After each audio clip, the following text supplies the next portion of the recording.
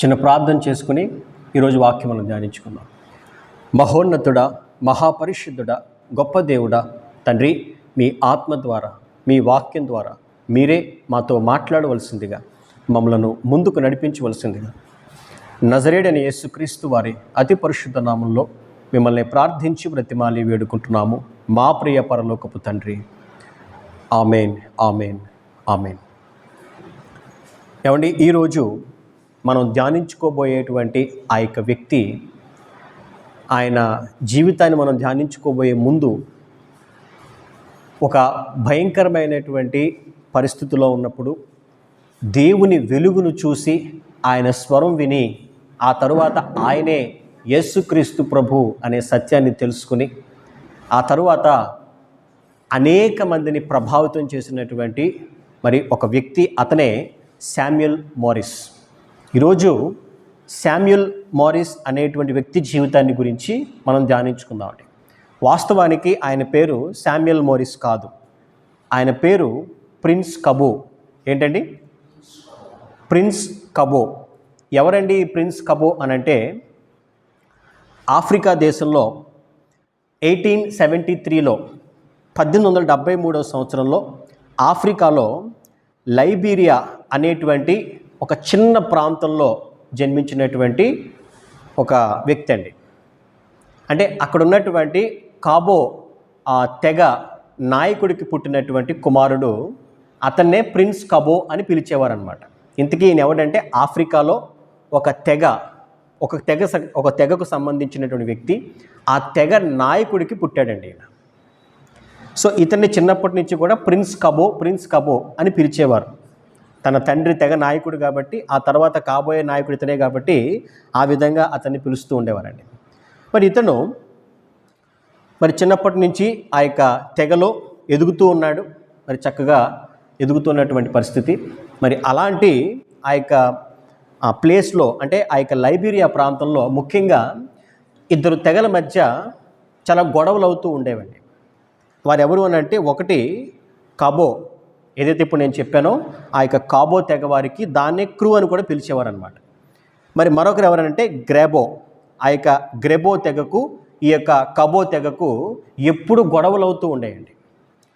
ఒకనొక రోజు ఏమైందంటే, ఈ గ్రెబో తెగవారు కబో తెగవారి మీదకి వచ్చి వారి మీద దాడి చేసి వాళ్ళ దగ్గర ఉన్నదంతా కూడా వారు దోచుకుపోయి, దాంతోపాటు ఈ యొక్క ప్రిన్స్ కబోను కూడా, ఆ తెగ నాయకుని కుమారుణ్ణి కూడా వారితో పాటు తీసుకెళ్ళిపోయాడు.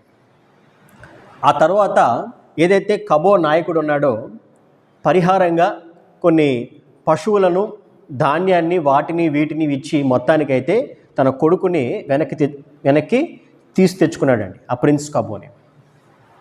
సో ఏదో మరలా వాళ్ళకున్న దాంట్లో వాళ్ళు జాగ్రత్తగా చూసుకుంటూ వాళ్ళు మరలా బ్రతుకుతూ ఉన్నారు. సరిగ్గా ఆ ప్రిన్స్ కబోకి 14 సంవత్సరాల వయసు ఉన్నప్పుడు మరలా ఈ గ్రెబో తెగవారు వారి మీద దాడి చేసి మరలా వాళ్ళని విపరీతంగా బాధించి, హింసించి అక్కడి నుంచి మరలా ప్రిన్స్ కబోను తీసుకెళ్ళిపోయారండి. ఈసారి ఆ యొక్క కబో తెగ నాయకుడు అవి ఇవి ఇస్తున్నాడు, కానీ వాళ్ళు ఇంకా తీసుకురా అని చెప్పి చాలా హింసించడం, వేధించడం ప్రారంభించారనమాట. ఆ కబో ప్రజల ముందే ఈ ప్రిన్స్ కబోని విషం రాసినటువంటి ఆ యొక్క కొరడాలతో భయంకరంగా కొట్టి వాళ్ళ కళ్ళ ముందే కొట్టి ఎంతగానో వేధిస్తూ ఉండేవాడండి. అంటే వాళ్ళని బాధ పెట్టాలని చెప్పి ఆ రకంగా చేస్తూ ఉండేవాడు అనమాట. ఈ కబో నాయకుడికి పాపం ఏం చేయాలో అర్థమయ్యేది కాదు. కొడుకుని విడిపించుకోవాలి, వాళ్ళతో యుద్ధం చేసేంత శక్తి లేదు, వారికి బహుమానాలు ఇద్దామంటే వాళ్ళు పూర్తిగా దోచుకుంటూనే వాళ్ళు ఉన్నారు. ఎంత బ్రతిమాలినా, ఎంత మాట్లాడినా ఏమాత్రం కూడా ఈ యొక్క గ్రెబో తెగవారు ఆ పిల్లాన్ని మరి తిరిగి ఇవ్వడానికి నిరాకరించారండి. ఆఖరికి చేసేదేమీ లేక ఈ కబో నాయకుడు ఏమన్నాడంటే, అయ్యా, నాకు కుమార్తె ఉంది, నా కుమారుని బదులు నా కుమార్తెను, ఆ చిన్న పాపను నీకు బానిసగా ఇచ్చేస్తాను, దయచేసి నా కుమారుని విడిపించు, నా తర్వాత ఈ తెగను కాపాడాల్సింది నా కుమారుడే అని చెప్పి తండ్రి బతిమాలుకుంటాడనమాట. మొత్తానికి ఆ తెగ నాయకుడు తన కుమార్తెను తీసుకెళ్ళి వాళ్ళతో మాట్లాడుతున్నప్పుడు అక్కడ ఉన్నటువంటి ప్రిన్స్ కబోకి తెలుస్తుంది, తన బదులు తన చెల్లిని ఇస్తున్నారని చెప్పి. ఎంత మాత్రం ఒప్పుకోడండి. నేను ఇక్కడ పడుతున్నటువంటి నా ఈ యొక్క అవస్థను నా చెల్లి ఏమాత్రం తట్టుకోలేదు, కాబట్టి ఆమెను నా బదులు ఇవ్వడానికి నేను అంగీకరించని చెప్పి ఆయన అస్సలు అంగీకరించకుండా జీవితకాలం అంతా కూడా అవసరమైతే వీళ్ళతో నేను బానిసగానే ఉంటాను తప్ప నా చెల్లిని మాత్రం నేను ఇక్కడికి రానివ్వనని చెప్తాడు. మొత్తానికి ఆ కబో వాళ్ళందరూ కూడా వెనక్కి వెళ్ళిపోతారు. ఆ యొక్క గ్రెబో తెగవారు వెనక్కి పంపించేస్తారండి. మరి కొంతకాలం అక్కడే బానిసగా ఉంటాడు కబో. ఆ తర్వాత గ్రెబో తెగవారికి ఏమనిపిస్తుంది అంటే, ఈ ప్రిన్స్ కబో మనతో ఉండడం వేస్టు, మనకి ఎందుకు ఉపయోగం లేదు, కాబట్టి అతన్ని చంపి పడేద్దాం, ఆ కుర్రాన్ని చంపేద్దాం, మనకెందుకు ఇంకా అని చెప్పి ఒకరోజు ఆ యొక్క ప్రిన్స్ కబోని ఒక చెక్క దూలానికి కట్టి అతని మీద తేనె వేసి అతనిపై మాంసం తినేటువంటి చీమల్ని వదులుతారండి. ఇంకా ప్రిన్స్ కబోకి తన జీవితం మీద ఆశ కోల్పోయాడు. ఇంకా ఇదే నా ఆఖరి రోజు, ఇంకా నా జీవితం అయిపోయింది అని చెప్పి బాధపడుతున్నాడండి. అప్పటికి ఆ ప్రిన్స్ కబో ఆ పిల్లాన్ని ఒక దూలానికి కట్టేశారనమాట, ఒక చెక్క దూలానికి. ఆ రోజు ఇంకా చనిపోతాను అని అనుకున్నాడు. కానీ సరిగ్గా అదే రోజు ఆకాశం నుండి ఒక గొప్ప వెలుగు ఆ ప్రదేశంలో ప్రకాశించడం చూశాడండి. అందరూ చూశారు. అక్కడ ఉన్నటువంటి గ్రెబో తెగవారు, అక్కడ ఉన్నటువంటి ప్రజలు, ప్రిన్స్ కబో అందరూ కూడా గొప్ప వెలుగుని వాళ్ళు ప్రత్యక్షంగా చూస్తున్నారండి. ఆ వెలుగును చూసి అతను చుట్టూ ఉన్నటువంటి ఆ యొక్క గ్రెబో తెగవారు అందరూ కూడా పారిపోయారు అక్కడి నుంచి. బాబోయ్ ఏదో వచ్చేస్తుందని చెప్పి వాళ్ళు పారిపోయారండి. ఆ యొక్క కబో మాత్రం ఆ వెలుగు వైపు చూస్తూ ఉన్నాడు. ఆ వెలుగులో నుంచి ఒక స్వరం ఆయనతో మాట్లాడుతుందట, కబో కబో ఇక్కడి నుంచి పారిపో అని చెప్పి. అప్పటికే ఆయన కట్లు తెంపివేయబడ్డాయన్నమాట. ఎలా తెంపివేయబడ్డాయో తెలియదు. ఒక స్వరం వినిపించింది, కబో ఇక్కడి నుంచి పారిపో అని చెప్పి. అక్కడి నుంచి వెంటనే ప్రిన్స్ కబో పరిగెత్తడం ప్రారంభించాడండి. వాస్తవానికి అప్పటికే తన ఒంట్లో ఉన్నటువంటి బలమంతా కోల్పోయాడు. ఆ కొరడా దెబ్బల వల్ల, హింస వల్ల, రకరకాల పనుల వల్ల. ఏమేదో తెలియదు. ఆ వెలుగు ఎప్పుడైతే కబో మీదకి వచ్చిందో ఆ వెలుగును బట్టి గొప్ప శక్తి పొందుకున్నాడు. ఆ అడవిలో నుంచి పారిపోవడం స్టార్ట్ చేశాడండి. ఇలా సుమారు 100 మైళ్ళ పాటు ఆ యొక్క ప్రిన్స్ కబో ఆ యొక్క అరణ్య ప్రాంతంలో నుంచి పరిగెడుతూ వెళ్తున్నాడు. ఆ దారి మధ్యలో ఆ చెట్ల ఫలాల్ని వీటిని తీసుకుంటూ కొన్ని 100 మైళ్ళ పాటు అలా ఆ యొక్క అడవిలో, ఏమండి అడవి అంటే అది కూడా ఆఫ్రికన్ ఫారెస్ట్ అంటే ఎంత భయంకరంగా ఉంటుందండి. పులులు, సింహాలు, ఆ యొక్క వైల్డ్ యానిమల్స్ కానీ, విషపూరితమైనటువంటి పురుగులు కానీ, ఇంకా రకరకాలు ఉంటాయండి. ఒక గొప్ప విషయం ఏంటంటే, ఆయన ఆ యొక్క ప్రిన్స్ కబో అడవిలో వెళ్తూ ఉండగానంట పైనుంచి ఆ వెలుగు ఏ మార్గం ద్వారా వెళ్ళాలో చూపిస్తుందంటండి. హల్లెలూయా. ఆ పైన అలా వెలుగు వెళ్తూ ఉంది. ఆ వెలుగును చూస్తూ కింద ప్రిన్స్ కబో పరిగెడుకుంటూ వెళ్తున్నాడు అనమాట. ఇదంతా ఆయన సాక్ష్యం అండి, జరిగింది ఇదంతా కూడా. అలా కొన్ని 100 మైళ్ళ పాటు వెళ్ళిన తర్వాత ఆఖరికి ఒక ప్లేస్కి అతను రావడం జరిగిందండి. ఆ ప్లేస్ పేరు ఏంటంటే మోన్రోవియా. ఆ అడవి నుండి బయటపడి మోన్రోవియా అనేటువంటి ప్రాంతానికి, ఆ ప్రాంతం ఏంటంటే ఆ యొక్క కాఫీ పొలాలండి, ఆ కాఫీ గింజల్ని పండించేటువంటి పొలాలు ఉన్నటువంటి ఆ యొక్క మోన్రోవియా ప్రాంతానికి ప్రిన్స్ కబో వచ్చేసాడండి. సరిగ్గా అక్కడికి వచ్చిన తర్వాత అక్కడ కొంతమంది జనాలు కనిపించారు, చాలా సంతోషించాడు. కానీ ఇక్కడ సమస్య ఏంటంటే ఇతనికి ఆ యొక్క కాబో భాష తప్ప, కాబో ప్రజలు తప్ప ఇంకెవ్వరూ తెలియదు. ఇతనికి ఆ భాష వచ్చు కదండి, మరి చిన్నప్పటి నుంచి అందులోనే పెరిగాడు కాబట్టి. అక్కడికి వెళ్ళిన తర్వాత ఈ కాబో తెగకి సంబంధించినటువంటి ఒక వ్యక్తి అక్కడ ఆ యొక్క పొలంలో పనిచేస్తున్నాడండి. వెంటనే ఎప్పుడైతే ఇతని భాష విన్నాడో, నేను కూడా కాబో తెగకి సంబంధించిన వాడినే అని చెప్పి వెంటనే ఆ పిల్లాన్ని చేర్చుకున్నాడు. అక్కడే పనిచేయడానికి ఆ పిల్లాన్ని ఏర్పాటు చేశాడండి. చూశారండి దేవుని మహాకృప ఆ యొక్క ప్రిన్స్ కాబో పట్ల ఎంత బలంగా ఉందో. కొన్ని 100 మైళ్ళు నడిచిన తర్వాత ఆ తెగకు సంబంధించినటువంటి వ్యక్తి దగ్గరికి మరలా దేవుడు అక్కడ నడిపించాడండి. హల్లెలూయా. అక్కడే ఆ యొక్క కాఫీ గింజలు పండించేటువంటి పొలాల్లో అక్కడ పని చేసుకుంటూ ఉన్నాడు. అక్కడ ఇంగ్లీష్ భాషను కూడా మరి కొంచెంగా నేర్చుకుంటూ వస్తున్నాడండి, లోకల్గా ఉన్నటువంటి వారి సహవాసం చేయడం ద్వారా. మరి అక్కడే కొంత పెయింటింగ్ వర్క్ను కూడా నేర్చుకుంటున్నాడు. అలా నెమ్మదిగా జీవితాన్ని ముందుకు తీసుకెళ్తూ ఉన్నాడు. ఒకానొక రోజు ఈ ప్రిన్స్ కబో ఎవరినైతే తన తెగకు సంబంధించిన వ్యక్తిని కలిశాడో ఆ వ్యక్తి ఏం చేశాడంటే ఒకరోజు చర్చికి ప్రిన్స్ కబోని తీసుకెళ్ళాడండి. అదే ఫస్ట్ టైం ప్రిన్స్ కబో ఒక చర్చికి వెళ్ళడం అదే ఫస్ట్ టైం అనమాట. అతనికి ఏమీ తెలియదు. ఆ చర్చికి వెళ్ళి ఆ టేబుల్ మీద కూర్చున్నాడు. టేబుల్ మీద కూర్చుంటే అక్కడ ఒక సండే స్కూల్ టీచరు ఆ రోజు దేవుని వాక్యాన్ని బోధిస్తున్నారనమాట. ఆమె బోధించినటువంటి ఆ వాక్యం ఏంటంటే అపోస్తుల కార్యాల్లో 9వ అధ్యాయంలో అపోస్తులుడైనటువంటి పౌలు ఇంకా పౌలుగా మారక మునుపు సౌలుగా ఉన్నప్పుడు ఆయన దమస్కు పట్టణానికి వెళ్తూ ప్రయాణం చేస్తూ ఉన్నప్పుడు మధ్యలో యేసుక్రీస్తు ప్రభు యొక్క దర్శనమును ఆయన వెలుగును చూసిన సందర్భాన్ని గురించి ఆ సండే స్కూల్ టీచర్ అక్కడ వివరిస్తూ ఉంది అందరికీ కూడా. ఎప్పుడైతే ఆ సందర్భాన్ని వింటూ ఉన్నాడో ప్రిన్స్ కబూకి ఆశ్చర్యం అనిపించింది.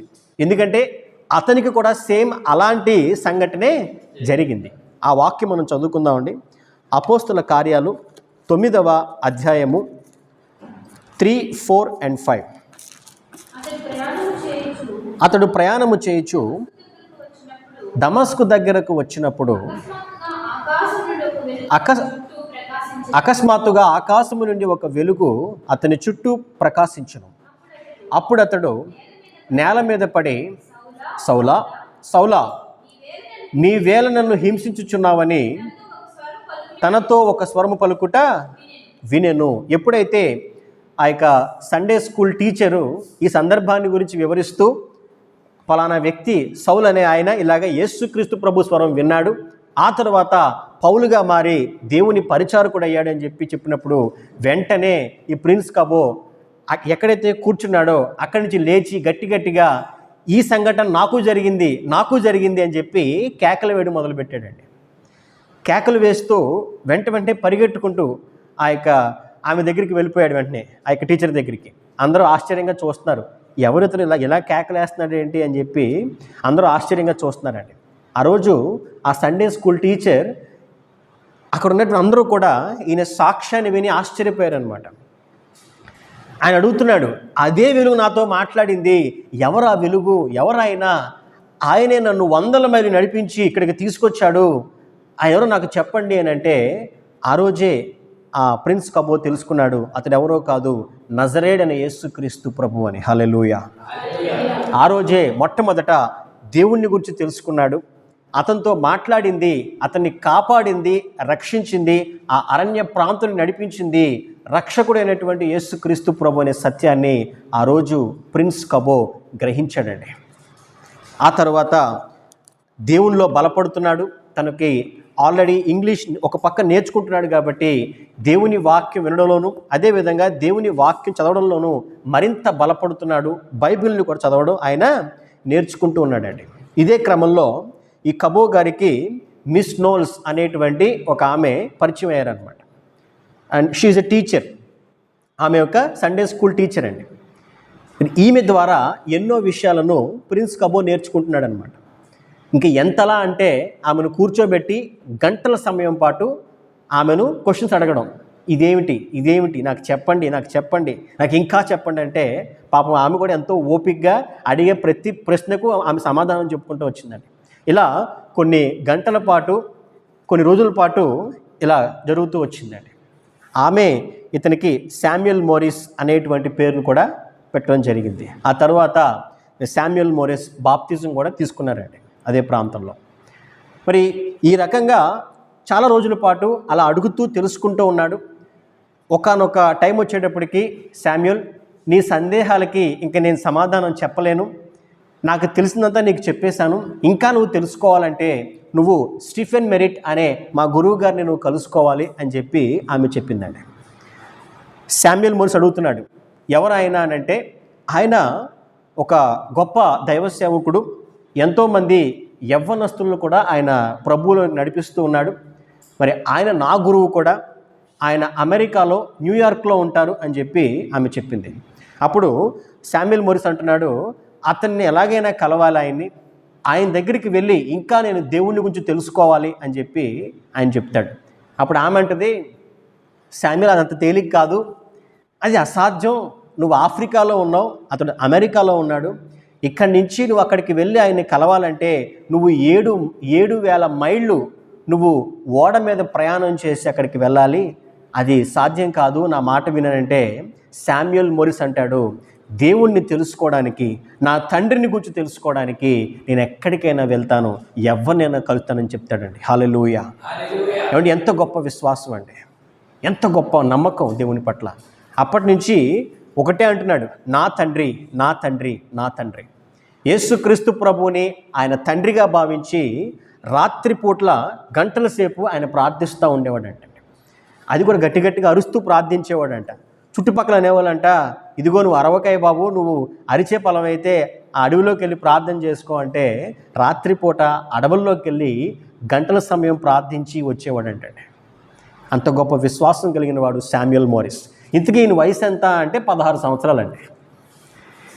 ఈయన ఈ 16 సంవత్సరాల వయసులోనే లేదు నేను స్టీఫెన్ మెరిట్ని కలవాలని చెప్పి ఒకరోజు రాబర్ట్ పోర్ట్ అనే ప్రాంతానికి వెళ్ళాడండి. అక్కడ ఓడ కోసం చూస్తున్నాడు. అక్కడే మోకరించి దేవునికి ప్రార్థన చేస్తున్నాడు అనమాట. కొంత సమయం అయ్యేటప్పుడు అక్కడికి ఒక పడవ వచ్చిందండి. ఆ పడవ అమెరికాకి వెళ్తుందన్నమాట. వెంటనే కెప్టెన్ దగ్గరికి వెళ్ళి, అయ్యా నా దేవుడు నన్ను అమెరికా దేశానికి వెళ్ళమని చెప్తున్నాడు, స్టీఫెన్ మెరిట్ గారిని కలవాలని చెప్తున్నాడు అని అంటే ఆ కెప్టెన్కి చాలా కోపం వచ్చేసింది. నువ్వెవడు అసలు అని చెప్పి వెనక్కి తిరిగి బలంగా తన్నాడండి. ఒక్క తన్ను తంతే ఎక్కడో పడ్డాడనమాట. అయినా సరే మోరిస్ వెనక్కి వెళ్ళిపోలేదండి. ఆ కెప్టెన్ తన పని చూసుకోవడం కోసం పొద్దున్నే ఊళ్ళోకి వెళ్ళాడు. సాయంకాలం అతను వచ్చేంత వరకు కూడా ఆ పడవ దగ్గరే ఆ పక్కన మోకరించి దేవునికి ప్రార్థన చేయడం మొదలుపెట్టాడు. ప్రభువా నన్ను నడిపించిన ఆయన, నా దగ్గర డబ్బు లేదు, నా దగ్గర ఏమీ లేదు, కానీ నా దగ్గర విశ్వాసం మాత్రం ఉంది, నా దగ్గర నమ్మకం మాత్రం ఉంది, ఈ నమ్మకాన్ని బట్టేనా నన్ను ఆయన దగ్గర నడిపించు ప్రభువా అని చెప్పి శామ్యూయల్ మోరిస్ ప్రార్థన చేస్తున్నాడండి. సాయంకాలం అయ్యేటప్పటికీ కెప్టెన్ ఈ వ్యక్తి కోసం చూస్తున్నాడంటండి. ఏమండి, పొద్దున్న నన్ను ఓడ ఎక్కించు, నన్ను పడవ ఎక్కించు అని అంటే బలంగా తనినటువంటి ఆ యొక్క కెప్టెన్ శామ్యూయల్ మోరిస్ కోసం చూస్తున్నాడంట. ఎందుకనంటే తన పడవలో ఉండాల్సినటువంటి 2 బానిసలు అక్కడి నుంచి తప్పించుకుని పారిపోయారంటండి. ఇప్పుడు ఆ కెప్టెన్కి వేరే అవకాశం లేదు, తప్పకుండా ఇతన్ని వాళ్ళ బదులు తీసుకెళ్లాల్సిన పరిస్థితి అనమాట. ఇంకా తప్పని పరిస్థితుల్లో శామ్యూయల్ మోరిస్ని ఆ యొక్క ఓడ ఎక్కించి అక్కడి నుంచి తీసుకెళ్తున్నాడండి. శామ్యూయల్ మోరిస్ అదే ఫస్ట్ టైం ఓడ ఎక్కడం, జీవితంలో ఎప్పుడు ఓడ ఎక్కలేదు. అక్కడే ఏదో బయట పని చేస్తున్నాడు. కానీ మరి ఓడ ప్రయాణం అంటే సాధారణంగా కాదు కదండి, సముద్రం పట్ల ఒక అవగాహన ఉండాలి. అక్కడ ఆ బయట వాతావరణం చూసి ఎంతో భయపడుతున్నాడు అనమాట. శామ్యూయల్ మోరిస్ చూసినటువంటి మరొక బాలుడు ఏమన్నాడంటే, బాబు నువ్వు లోపల పని చేయి, నేను బయట పని చేస్తాను, నువ్వు భయపడుతున్నావు కదా అని చెప్పి ఆ కెప్టెన్ రూమ్ ఉంటుంది కదా, ఆ రూమ్లో నువ్వు పని చేసుకో, శుభ్రం అన్ని చేసుకో, నేను బయట చేస్తానని చెప్పి వాళ్ళు పని ఎక్స్చేంజ్ చేసుకున్నారనమాట. ఈ విషయం ఇంతకీ కెప్టెన్కి తెలియదు. నాకు చెప్పకుండా నువ్వు పని మార్చుకుంటావా అని చెప్పి మరలా శామ్యూయల్ మోరిస్ని కొట్టడానికి దగ్గరికి వస్తున్నాడు, కానీ ముందు కదలలేకపోతున్నాడు అంటండి. ఎప్పుడైతే శామ్యూయల్ అది చూశాడంటే మోకరించి దేవునికి ప్రార్థన చేస్తున్నాడట, ప్రభువా నన్ను కాపాడని చెప్పి.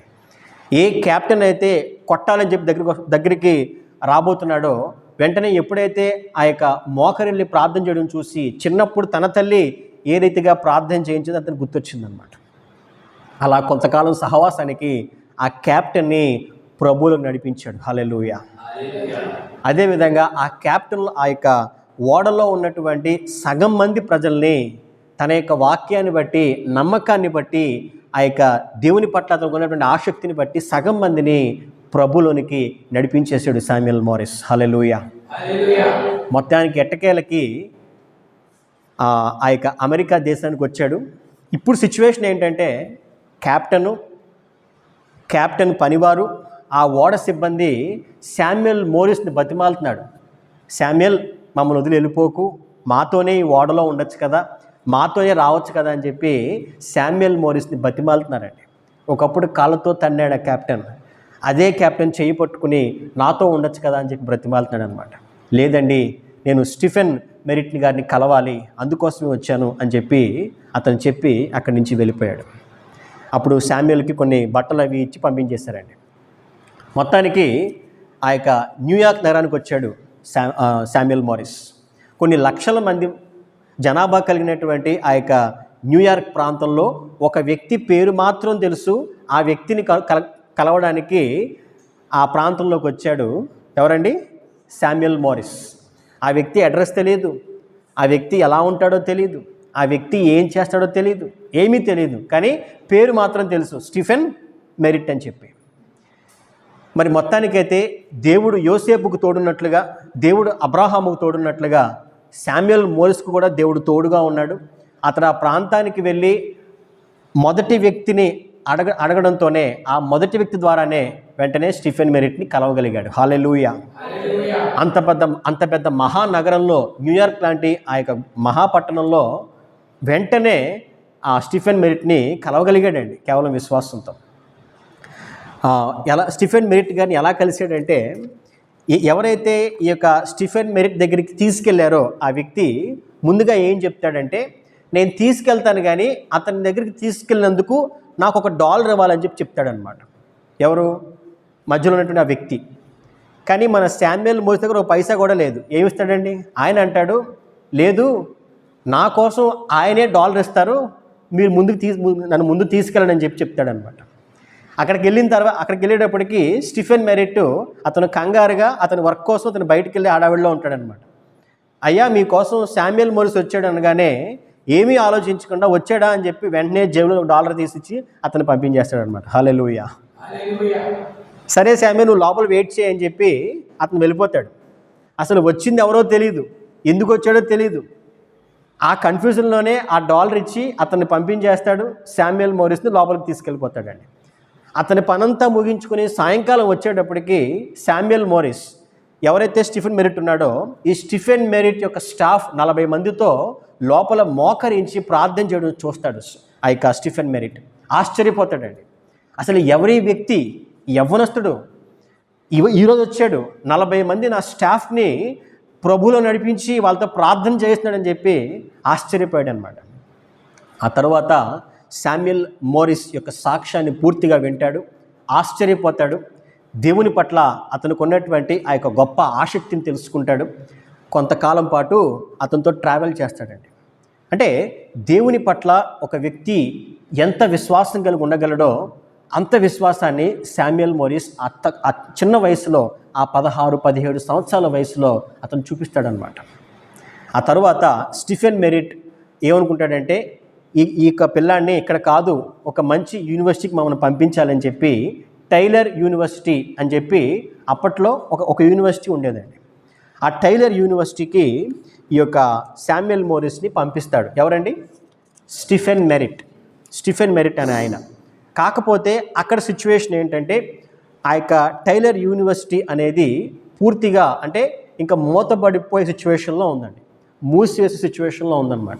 అంటే ఎవరు జాయిన్ అవ్వట్లేదు, అంతా ఖాళీగా ఉంటుంది, అక్కడ ఎవరికి కూడా సరైనటువంటి పని లేదనమాట.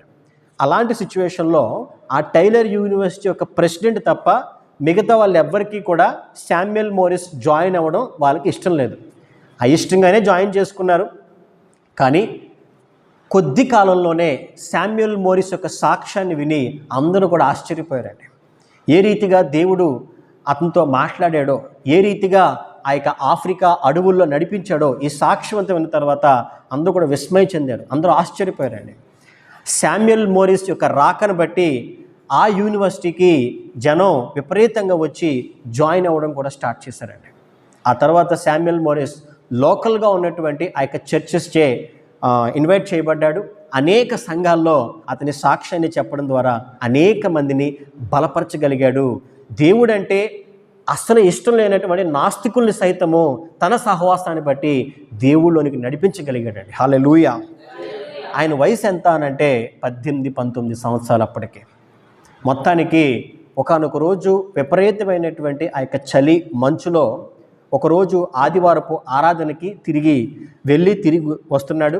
అదే క్రమంలో కొంత ఆ యొక్క హెల్త్ పాడైంది. ఆ ఊపిరితిత్తుల సమస్యల వల్ల మంచం పట్టాడండి. మంచం పట్టినప్పుడు చాలామంది వచ్చి శామ్యుయల్ మోరిస్ కోసం ప్రార్థన చేయడం, అతన్ని కలవడం జరిగింది. అప్పుడు వాళ్ళతో అన్నాడంట, నా పరలోకపు తండ్రి నన్ను ఇంటికి రమ్మంటున్నాడు అని చెప్పి ఒక మాట చెప్పేవాడంటండి. ఏంటండి? నా పరలోకపు తండ్రి తన ఇంటికి నన్ను రమ్మంటున్నాడని చెప్పి ఒక మాట ఆయనతో ప్రభువు చెప్తున్నట్టుగా చెప్పేవాడంట. దానికి వాళ్ళు ఏం చెప్పారంటే, ఓహో అయితే నువ్వు బాగా కోలుకుని నీ ఇంటికి వెళ్ళాలేమో, మరలా నీ ఆఫ్రికా దేశానికి వెళ్ళి అక్కడ నువ్వు గొప్ప సేవ చేయాలేమో మోరెస్, నువ్వు శుభ్రంగా తయారవ్వు, మంచి ఆరోగ్యం పొందుకో అని చెప్పారనమాట. మరి వాళ్ళ మాటలు బట్టి చక్కగా మరలా ఆరోగ్యం పొందుకున్నాడు, ఇంకా పూర్తిగా కోలుకున్నాడు అనే టైంలో ఒకానొక రోజు ఒక కుర్చీలో కూర్చుని బైబిల్ చదువుతూనే తన యొక్క ఆఖరి ఊపిరిని వదిలేశాడు. 1893లో 1893 సంవత్సరంలో, అంటే కేవలము అతను జీవించినటువంటి కాలము 20 సంవత్సరాలండి. అతను చనిపోయిన తర్వాత అతని సమాధి కార్యక్రమానికి ఆ న్యూయార్క్ పట్టణంలో ఆ యొక్క టైలర్ యూనివర్సిటీకి సంబంధించిన ఆ యొక్క ఊరు జనమంతా కూడా వచ్చి అతని కోసం విలపించినట్లుగా ఆనాడు సిచ్యువేషన్ అలా ఉందండి. ఆ తర్వాత ఆ శామ్యుయల్ మోరెస్ అనేక మందిని ప్రభావితం చేశాడండి. ఎంతలా అంటే అతని సాక్ష్యాన్ని బట్టి, అతని యొక్క ఇన్స్పిరేషన్ని బట్టి ఎంతోమంది మిషనరీలుగా మారి అతను వచ్చినటువంటి ఆఫ్రికా దేశానికి వెళ్ళి అక్కడ అనేక మందికి దేవుని సువార్తను ప్రకటించినట్లుగా ఆ తర్వాత చరిత్ర మనకు చెప్తుంది. హల్లెలూయా. ఒక 20 సంవత్సరాల యవ్వనస్తుడు, అందులోనూ కేవలము 5 సంవత్సరాల్లో మాత్రమే దేవుణ్ణి తెలుసుకోవడం, దేవుణ్ణి గురించి ప్రకటించడం జరిగింది. ఎక్కువ కాలం బ్రతకలేదు, ఎక్కువ కాలం జీవించలేదు. కానీ ఒక మనిషి ఒక జీవిత కాలంలో చేయగలిగే పరిచర్య అంతా కూడా కేవలం 5 ఇయర్స్లో చేసేసాడు. ఒక మనిషి తన జీవిత కాలంలో బ్రతికి ఎంతోమందిని ప్రభావితం చేయగలిగేంత కేవలం 20 సంవత్సరాల్లో 5 సంవత్సరాల పరిచర్యలో అతను మొత్తం చేసేసాడండి. మరి ఎంతోమంది యవ్వనస్తులకు ఒక గొప్ప మాదిరిగా, దేవుని పట్ల బహు ఆసక్తి కలిగినటువంటి వ్యక్తిగా శామ్యుయల్ మోరిస్ చరిత్రలో నిలిచిపోయాడండి. అపోస్తులు అనేటువంటి పౌలు తిమోతికి రాసినటువంటి పత్రికలో ఒక మాట ఉందండి, ఆ మాట మనం చదువుకుందాం. 1 తిమోతి చాప్టర్ 4:12 ఆ మాట మనం చదువుకుందామండి. ఎందుకంటే ఈ మాట మరి ఆ యొక్క శామ్యుయల్ మోరిస్ జీవితంలో సరిగ్గా సరిపడినటువంటి మాట అండి. ఈ సంగతులను ఆజ్ఞాపించి బోధించుము, నీ యవ్వనమును బట్టి ఎవడును నిన్ను తృణీకరింపనీయకము, కానీ మాటలోను, ప్రవర్తనలోను, ప్రేమలోను, విశ్వాసములోను, పవిత్రతలోను విశ్వాసులకు మాదిరిగా ఉండుము. ఏమండి, చదవబడినటువంటి ఈ యొక్క వాక్యంలో మాటలోను, ప్రవర్తనలోను, ప్రేమలోను, విశ్వాసంలోను, పవిత్రతలోను ఆ యొక్క విశ్వాసులకు మాదిరిగా ఉండు అని చెప్పి అపోస్తలుడు అయినటువంటి పౌలు తిమోతికి రాసిన పత్రికలో ఆయన రాయించడం జరిగిందండి. ఈ మాటలన్నీ కూడా, ఈ వాక్యం అంతా కూడా శామ్యుయల్ మోరిస్ జీవితంలో సంపూర్తిగా నెరవేరినట్లుగా ఆయన జీవితాన్ని గురించి మనం చూసినప్పుడు మనం అర్థం చేసుకోవచ్చు. ఈరోజు మన బ్రతుకు ఏ విధంగా ఉంది, మన జీవితం ఏ విధంగా ఉందండి. ఆనాడు శామ్యుయల్ మోరిస్ దేవుని గురించి తెలుసుకోవడానికి సముద్ర ప్రయాణం చేశాడు. 7,000 మైళ్ళు ఆఫ్రికా దేశం నుంచి అమెరికా దేశం వెళ్ళి కేవలం దేవుని గురించి తెలుసుకోవడానికి ఆయన అంత ప్రయాసపడ్డాడండి. ఈరోజు దేవుని మహాకృప అనేక మంది ప్రయాస బట్టి, అనేక మంది త్యాగాన్ని బట్టి మన చేతుల్లోకి దేవుడు బైబిల్ ఇచ్చాడు. ఈరోజు మన జీవితాల్లో మనం ఎంతలా దేవుని పట్ల ఆసక్తి కలిగి ఉన్నాం, దేవుని వాక్యాన్ని నేర్చుకునే విషయంలో కానీ, దేవుని యొక్క చిత్తాన్ని గ్రహించే విషయంలో కానీ, ఆయన్ని వెంబడించే విషయంలో కానీ మనం ఎంత ఆసక్తి కలిగి ఉన్నామనేది ప్రతి ఒక్కరూ ప్రశ్నించుకోవాలి. శామ్యుయల్ మోరిస్ అనే వ్యక్తి కనీసం చదువుకోనటువంటి ఆ యొక్క బ్యాక్గ్రౌండ్ నుంచి కేవలం ఆఫ్రికా దేశంలో ఒక మారుమూల తెగ నుంచి వచ్చినటువంటి వ్యక్తి ఇంగ్లీష్ నేర్చుకుని తన సాక్ష్యం ద్వారా ఎంతోమంది గొప్ప గొప్ప ప్రొఫెసర్లు సైతము ప్రభావితం చేయగలిగాడు. ఈరోజు దేవుడు మనకు ఎన్నో ఇచ్చాడు, ఎన్నో గొప్ప అవకాశాలను ఇస్తున్నాడు. మరి ఎంతో ఆ యొక్క జీవిత కాలాన్ని, మనకి సమయాన్ని దేవుడు ఇస్తున్నాడు. ఇందులో ఎంతవరకు మనం దేవుని కొరకు నమ్మకంగా జీవించగలుగుతున్నాము అనే ప్రశ్న ప్రతి ఒక్కరూ వేసుకోవాల్సిందిగా ప్రతి ఒక్కరిని దేవుడు అడుగుతున్నాడండి. కాబట్టి ఈ నా మాటలు నేను ముగిస్తున్నాను. ప్రార్థన చేసుకుందాం. మహోన్నతుడైన మా తండ్రి, మా ప్రియ పరలోకపు ప్రభువా, తండ్రి నీ పరిశుద్ధ గల నామానికి లెక్కలేని స్తోత్రాలు, కృతజ్ఞతాస్తుతులు చెల్లించుకుంటున్నాము నాయన. తండ్రి, శామ్యుయల్ మోరిస్, ప్రిన్స్ కాబో, ఆయన జీవితాన్ని గురించి ధ్యానించుకోవడానికి మా అందరికీ సహాయం దయచేసావు ప్రభువా, మీకే లెక్కలేని స్తోత్రాలు. తండ్రి ప్రభువా, నువ్వు ఎవరినైనా ఆకర్షించగలవు నాయన, నువ్వు ఎవరినైనా ప్రభువా నువ్వు హెచ్చించగలవు ప్రభువా, నీ పాత్రగా నువ్వు వాడుకోగలవు తండ్రి నాయన. ఆనాడు విద్య లేని పామరులను నువ్వు పండితులుగా మార్చావు ప్రభువా. ఆనాడు క్రైస్తవుల్ని హింసిస్తున్నటువంటి సౌలును పౌలుగా మార్చి అదే క్రైస్తవ జనాంగానికి, క్రైస్తవ ప్రపంచానికి అనేక పత్రికలు ఆయన ద్వారా రాయించావు ప్రభువా. తండ్రి నీకు సమస్తము సాధ్యమే తండ్రి నాయన. ఈ భూమి మీద కానీ ఆకాశం మీద కానీ మీకు అసాధ్యమైనది ఏదీ లేదు ప్రభువా. తండ్రి అలాంటి గొప్ప దేవుణ్ణి ఆరాధిస్తున్నటువంటి మేము ధన్యులం తండ్రి. ఇంకా మీ పట్ల బహు ఆసక్తి కలిగి మీ అందరి భయభక్తులు కలిగి జీవించడానికి మా అందరికీ నీ సహాయం అనుగ్రహించవలసిందిగా తండ్రి, మీరే మహిమ పొందవలసిందిగా. ఎందరైతే ఈ మాటలు విన్నారో ప్రభువా, ఈ మాటలు విన్న వారి హృదయాల్లో ఈ ప్రతి మాటను తండ్రి నీవే విత్తి నాటి ఫలింప చేయవలసిందిగా, మీరే మహిమ పొందవలసిందిగా నజరేయుడైన యేసుక్రీస్తు వారి పరిశుద్ధ నామంలో మిమ్మల్ని ప్రార్థించి బ్రతిమాలి వేడుకుంటున్నాము మా ప్రియ పరలోకపు తండ్రి. ఆమేన్, ఆమేన్, ఆమేన్. అందరికీ వందనాలండి.